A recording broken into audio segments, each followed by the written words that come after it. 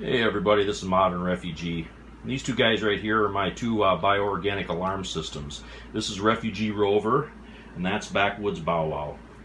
And I actually make a homemade dog food for them out of my preps.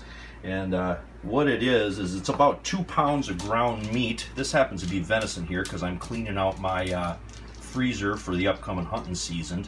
And I actually mix about 5 to 6 cups of cooked rice in that and a can of vegetables, and this is kind of my homemade dog food. I think it's important that you're able to make a little bit of dog food out of your preps if you have dogs.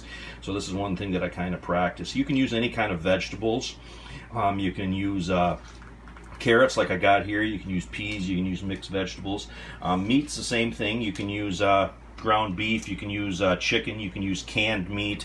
Like I said, this happens to be venison here that I'm making this out of today, but I just brown the meat up, add the cooked rice, and then mix the vegetables into it and let it cool, and then I'll let them have it. It's just another idea that you can use your prep stuff to make dog food if you can't get the commercially available stuff. We still do feed our dogs commercially available dog food as well, but this is just kind of a backup in case you can't get that stuff.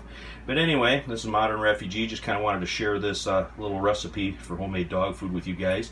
Hope you guys are enjoying my videos and getting a little information, a little entertainment out of them. But I want to say thank you to all my subscribers out there, but you guys have a great day.